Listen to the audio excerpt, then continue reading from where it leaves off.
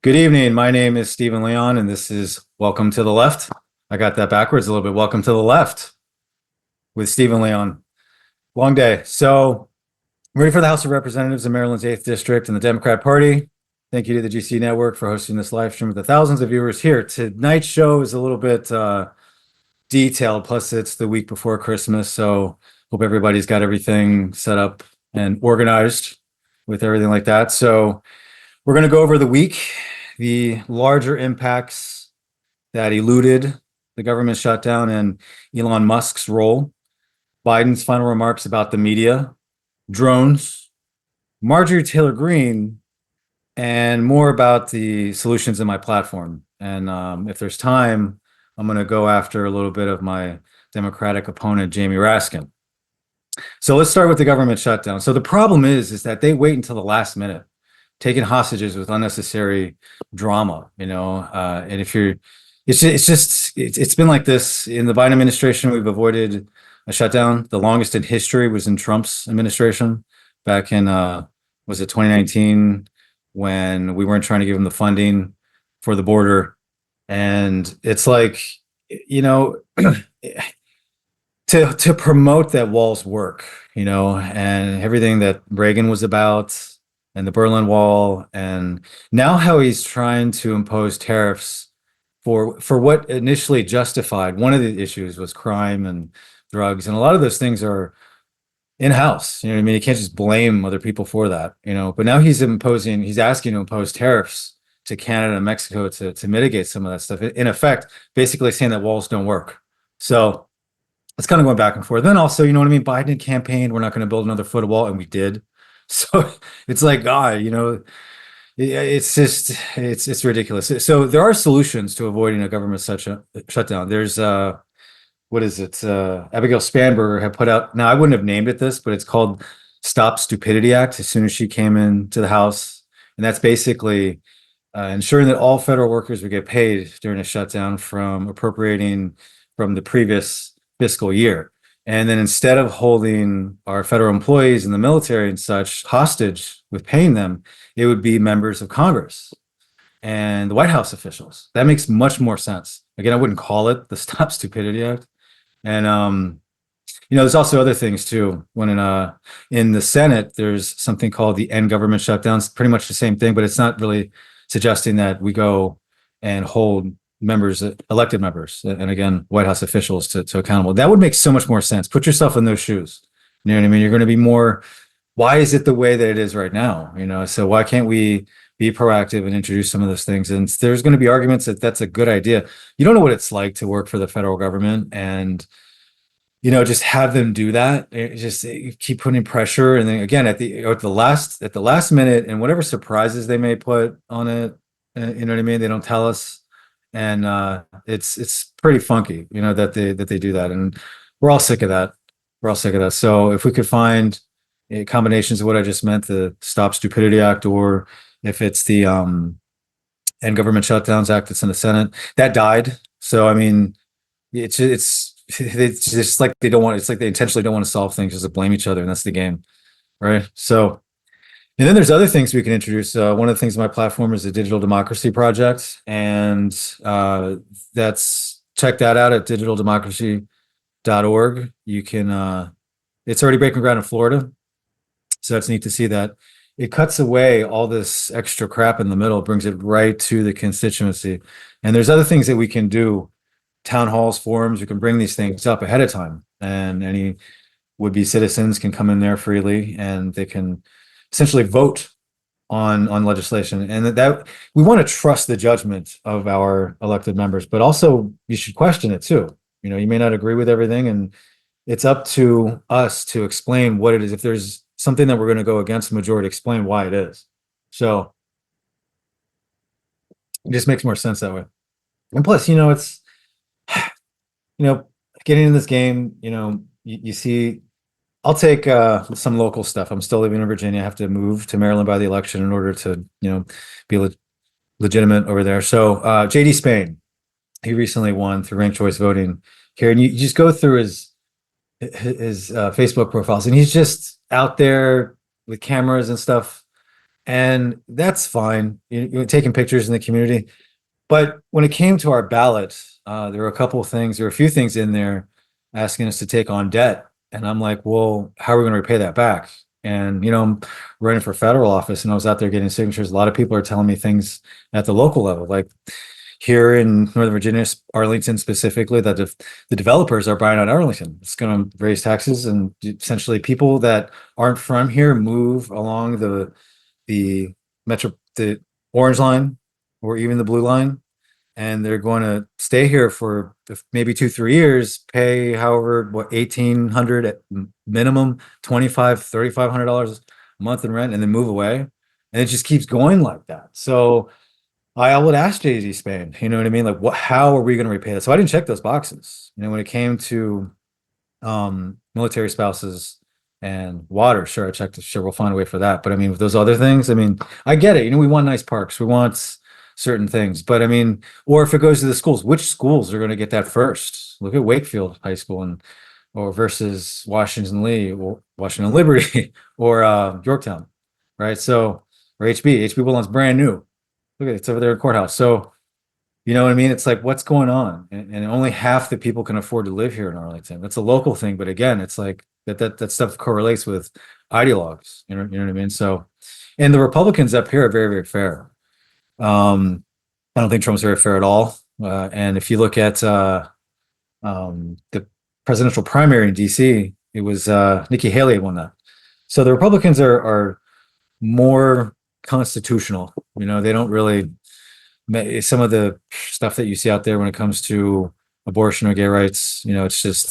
They're moderate, if you want to call it that. If you really do, I don't know how else to say it. So yeah. So the good news with avoiding the government shutdown is the federal employees are gonna get paid at least until March. The farm bill has been extended. There's some FEMA funding. And it looks like Trump is already getting some opposition from his party, which is good, specifically from Chip Roy of Texas. And he's against raising the debt ceiling. It's because it's not founded in fiscal responsibility. I'm not about generalizing, but if you could sum it up, if you could sum up what the left is, it would be general welfare. And that, of course, is inherent from FDR, but we don't want to take it too far. You know what I mean? I have that bias. And that's just what we've evolved to, and we can evolve into something else. And then the right is fiscal responsibility, and you could probably point that to Nixon, right? So, and bear in mind, Nixon was the first president to establish EPA stuff, so that's good. I'm going to attach links to my video here after it usually takes about a day, and I put it on my YouTube channel. So I'll show you the Hill article. It's the most bipartisan. They would say they're nonpartisan, but it's pretty much bipartisan. And which basically just goes over everything like that. So it's not difficult for me to just reiterate whatever's going on, but just to let you know that I'm on top of seeing all that, because it gets convoluted. You know what I mean? Elon Musk, you know what I mean? He's doing what he does best. He's creating disillusionment to justify power from greed. It's obvious. Look at what he's doing. He said that Congress did not ask for a 40% pay raise. They didn't.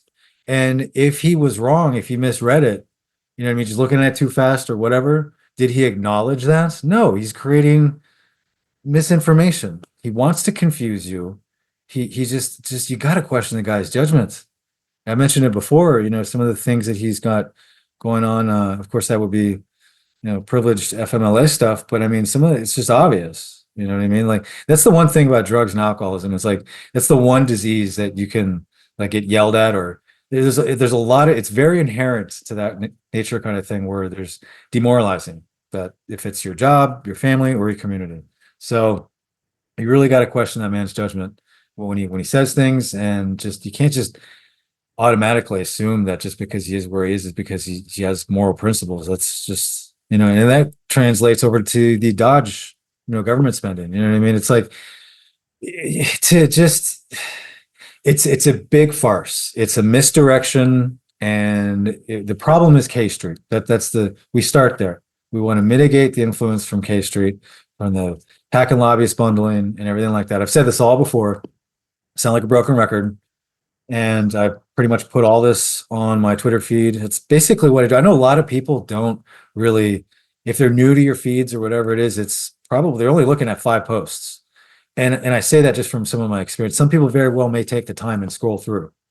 And but I have to recognize that if I want to get your attention, then I'm going to have to, and I don't always keep it so bland that way where it's just the same 5 things and over and over. You know what I mean? I kind of bring it over and I've already said this a different way, or maybe there's a typo in there or something. It's pretty much the same stuff. And I couldn't tell you how many different things it is. If it's 20, if I find a moment, if something pulls off in my little whatever section that is in Twitter where it's somebody else's post popping up in your feed, and I'll find that and then I'll just go ahead and slap something in there and then I'll repost it on my wall. That's just Twitter though. You know what I mean? So Facebook, I don't spend too much time. I pretty much do that. I level out for Raskin, whatever it is that he is saying. I'll go ahead and comment something in there, and whatever it is, it'll relate to my stuff. And you can't call that trolling. You just can't. You can't call. It's not fair. This is a free country. You know what I mean? Like if you don't, you're not used to seeing that. You're not used to seeing an opponent going into someone else's thing, and you just want to nix them right away because they're trolling. No, it's a free country. It's a public venue. You know what I mean? There are a lot of problems that we have, and I felt right with myself looking at that in that way and just going in there. I try to use the best language I can. And I treat kind of the situation. If it was like Mortal Kombat, I guess it was like a video game, and I'm going against a certain character, then I would adapt to that character. So I'm kind of like Shang Tsung, I guess. I don't know, whatever. All comparisons break down. So if it's someone like Don Byer, I go after him pretty hard because the guy is messed up. I hate Don Byer. I do. I hate him with passion. I don't care. You know what I mean? Like today, it's just silly. If you know, Mark Hamill played this role in Jane Bob's uh, Jane Bob Strike Back. It's kind of like a spoof from Empire Strikes Back. And they did this comic, and Mark Hamill's got a cameo, a big part in it at the end called Cockknocker. So, you know what I mean? Like, yeah, I'm stomping on Don Byers' balls. Everything he's done as an elected official. It's just if you know enough about him and what he's done, and he deserves it, right? But don't go after Raskin that way. But Raskin has, he did dump, his wife did. His wife had dumped $1.5 million of stock during COVID. And if you know why people, elected officials, dumped stock during COVID, well, you know, and the way that we're trying to ban congressional stock trading is to include spouses. So you're in it together, and I know there were some personal things in Raskin's, family, like personal life that happened. But that's really no excuse. You know what I mean? If there's you're a constitutional law professor, and it's just not. So the man doesn't have much credibility, and he's not really doing anything. You know what I mean? It's great that he's able to profess the academic rule of law, but we need innovation. We need ideas. We need to get the numbers. We need to get our polls together. We need to do that. You can't just battle Showtime against Trump if that's what your game. If that's your game. It didn't work, Raskin. It didn't. And Byer, fucking retire, please. Fucking retire. Jesus Christ. If there's anybody listening that is here in Virginia's 8th district, go against this guy, please. And if you don't have to go as hard as I have on him, but if you just kind of see where he's fucked up and how much of a hypocrite he is, then use that, please. And it's difficult, you know what I mean? Like you're gonna have to, yeah, if running in the party here, you have to submit 1,000 signatures by April and pay a $3,480 fee. And then you also have to do, I mean, that in its own right is campaigning. That'll get you on the ballot in the primary, but then you got to do all this other campaigning. Byer just snaps his fingers. He's got 1,000 signatures. All right. So, and it shouldn't be that way. It shouldn't be, especially, I've already talked to my state delegate about some of the experience that I've had and just how difficult, as an independent, that would have bought me more time, but I've always leaned left. Anyways, so it's kind of going off track there, but so yeah, Elon Musk, really the K Street thing. We want to get to mitigate K Street. It's the American Anti-Corruption Act that already has a 90% approval across party lines by people themselves. It makes you wonder who are the 10% who don't approve it, and just question that. Just because it has 90% approval, ask yourself. I mean, now that you know that, it's kind of hard to remove. Just look at it.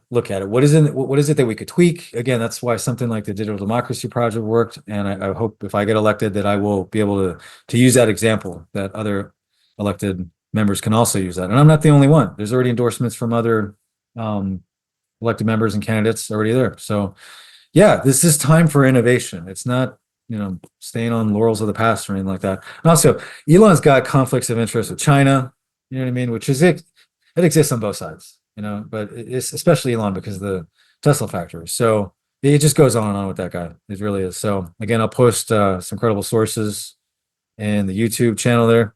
And really, if you want to address the debt, and I've said this before, and the deficit at the same time, we need to explore new sources of tax revenue. What better option than the very virgin big data tax? And that's not on consumers, that's the data that corporations have. It's basically creating, not doing this, and knowing that data is corporations' most valuable asset, then the fact that we're not taxing that and they're using that data to sell us more stuff, it's just that gap between us is growing and growing. There's also some other things to look at when it comes to CEO salary caps. Um, some people may say that it's Marxist or whatever you want, but I mean, let's look at this. Why is it okay? Why are salary caps okay in the NFL? Keeps it fair. What is analogous? What is the difference? Keeps it fair, right? I mean, could you say that the fans or voter or employees, what they pay, and so it's going to break down a little bit, but the idea of that of the players' salary caps is in effect analogous to at least right there. So let's think about these things. You know what I mean? And that's extra money that would be delegated to the employees of the companies themselves, corporations. I mean, if it's Staples or if it's, I don't know, any major corporation, it wouldn't automatically go to the government. I think that's where Bernie messed up when he framed his law. It was basically to affect tax the executives right away. It's like we have to be very careful when we're labeling. Again, I come from the patent world, so that title has to be indicative to the claim. So the Stop Stupidity Act. It's like really having like I mean, you know what I mean? Come on, like end government shutdowns. You know what I mean? It doesn't have to be always sexy all the time, or what have you. So yeah, so let's definitely take a look at that. This is what I'm gonna do. I'm gonna get some new guests coming up to help impartially discuss and in some regards validate some of the things I'm working on with that big data tax being so new. I very well may get people from that organization or even again outside of it. Like, why wouldn't this work? Why would it? And let's get this talking. Like, you know what I mean? Like, why does it have to be done like it used to be, where I don't know, you get some pack group together, you know what I mean, for an idea that can be freely introduced and passed, and instead of investing all this money and then maybe just for the game of it to oppose it from whatever side, nothing gets done. Look at the numbers. Look at the numbers where, and that's kind of like my point when it comes to anything that has whatever matters most to anybody, left or right, has a 30% chance of getting resolved. If that's just name it. Look at how that relates to there's a Gallup poll out there. It's a very credible source where you see where to somebody's face, to a congressman's face, you're like, oh, well, maybe you'll offend them or whatever. If they do it to me all the time. But then if you look at it collectively, down to like 19-20% approval. And it's been like that since the 70s. It's interesting that spike went up during 9/11 and then it went right down. So, everyone's like rally against the leader, but just kind of neat to see that. And with that data, I would not be surprised if it's somebody like Trump to start a fire somewhere just to bring that number up and point fingers so he can be the problem and the solution. That's just his thinking. I know everything there is to know about that guy. So, yeah, look at a lot of the bills. Again, I love using Byer as the example because he'll post something about some piece of legislation that he's working on and it has less than a 30% chance of resolve. So if you want to look at some of the Princeton studies that represent us, especially in that AACA, it's really cool that you've got someone like Jennifer Lawrence, Michael Douglas, and in its roots, it's the AACA is developed by a former FEC chairman, constitutional scholars professed by it, and then it's sweetened with those two right there. So, and there's more about to represent us. Like, you know what I mean? It's fine. Like, let's say Beyonce You know what I mean? She endorsed Kamala, was nice, and everything. But and that's it's a little bit different, but the purity in that you see where you have Jennifer Lawrence and Michael Douglas aren't acting. You know what I mean? They're not putting on a show. You know what I mean? It's how it has that entire that's very, very, very American. It's really cool. And I would just presume, I would just speculate that they're taking an independent approach from that, and that's really cool. So yeah, again, like that's where I'm getting my data from. Princeton Studies, FEC chairman, constitutional scholars. That's reputable. Okay, I didn't just pull it out of my ass and say the metrics are in my head. No, it's right. So that's pretty much all I do as a representative. Is I would listen to the experts, and I'm that vessel for it. Okay, and being constitutionally honest, whatever that is. If it's like I don't see the data that would justify banning assault weapons. I also support abortion rights. So I can go on and on with that. Let's see. Oh, Biden had an interview with, hope I'm pronouncing his name right, Nick Hanauer. Uh, and what struck me most about this interview, it's Biden's final remarks about the media. And he's basically saying why people didn't trust him when it came to the economy. He blamed the media. And he's doing the exact same thing in a different way than Trump is doing, creating disillusionment. Like the Inflation Reduction Act didn't do that. Look at how many, that was corporate welfare. Okay. Inflation numbers went down because of consumer spending, right? And a very little bit there what was from creating government jobs. Maybe they were unnecessary, maybe they were. I mean, but that's not ultimately at the end of the day. It was consumer price gouge consumer spending. And in a capitalist society, that would have to be done and to make up for uh, supply and demand cycles during COVID, right? But because of those CEO salaries, because of that executive pay, it's just it was more than it should have been. And now that gap between those who have a college degree and not, most people don't have a college degree. Lots of people start businesses that don't have it. Bill Gates, Steve Jobs, they left college. Okay. So those are two shining examples, but it's lots of people have started their own companies, and lots of people get their college degree and don't use it. And just the concept of having a college degree, I get it. No, some of the, again, I'm an entrepreneur, so there are things that I may patent and ideas that I would need some of those hard sciences. I would need people, like could Elon Musk by himself build a rocket? I don't think so. He'll be able to articulate some things, but and understand enough to approve it. And at a certain point, you're gonna have to trust those that are skilled in the art. That's a patent term. So yeah, I just think, and that's the thing about Biden, the hypocrisy of it, that he's blaming the media. They're not addressing price gouge consumer spending, left and right. 94 million people didn't vote. So I'm speaking to them too. So hopefully this can be a really good thing. And if anyone on the left doesn't like some of my personality, should be principles first. I have to get your attention. We don't have a lot of time for this stuff. Just know that I'm on your side. Be lucky.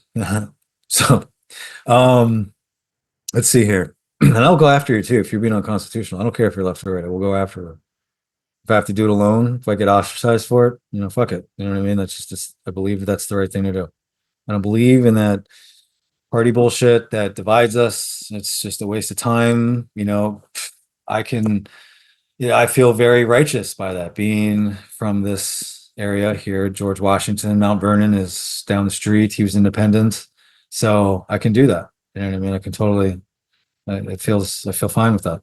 So I feel empowered naturally that way. I don't need money. I don't need to kiss anybody's ass.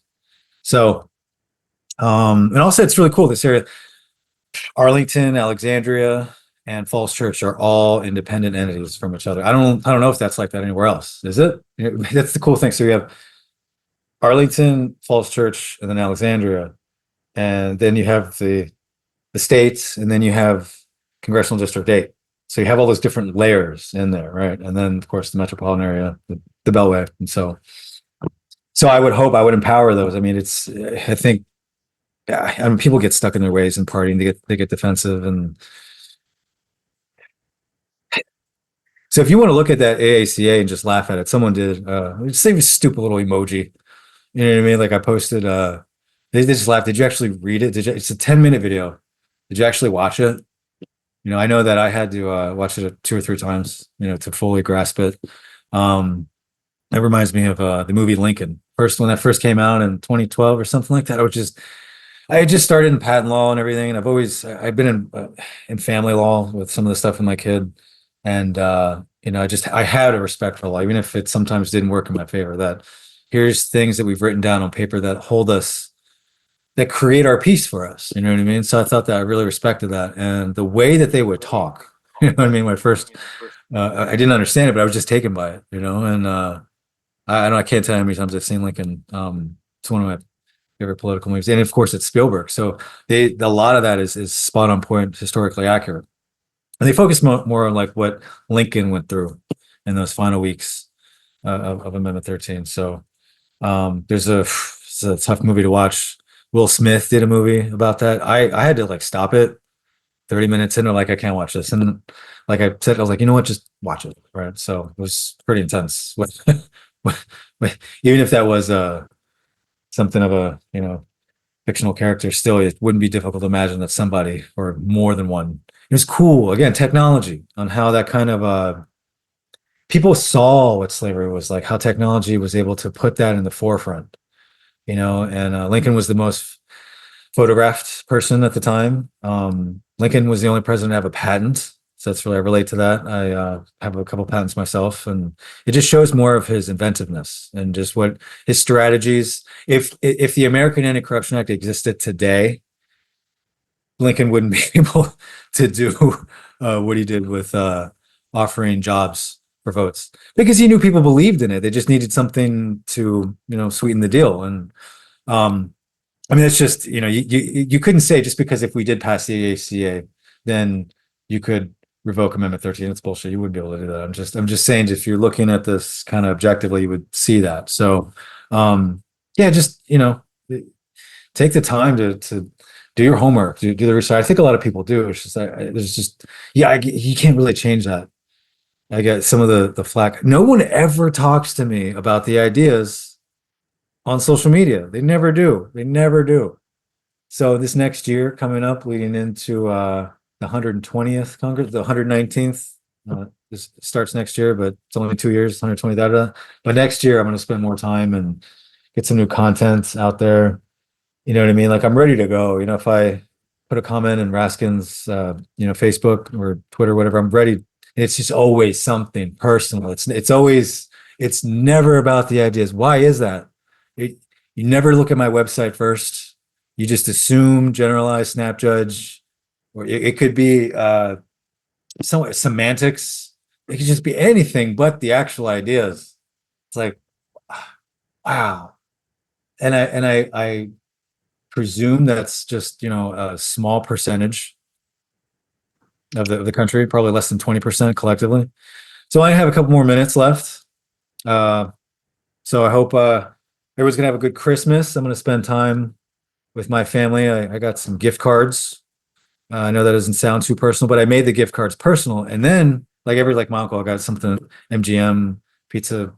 You know, she's my niece is getting pretty popular in school, so I got her a Domino's gift card. My other nieces and nephews, just like personal gift cards. But then I got this big poster where I'm gonna, you could, use a razor blade, cut them in there, and then say Merry Christmas, and then wrap that. So I'm gonna show up with one big card that has a bunch of cards, and then pass it around. And I got my aunt something from Bloomingdale's, so gift card, Bloomingdale's. So hopefully she's really busy with all the stuff going on with that stuff. So yeah, that's what I did. It was one-stop shopping. I usually don't do that, but I figured, rather than just, I still go, I get Hallmark cards and things like that. I do, but I just thought, I'd share that.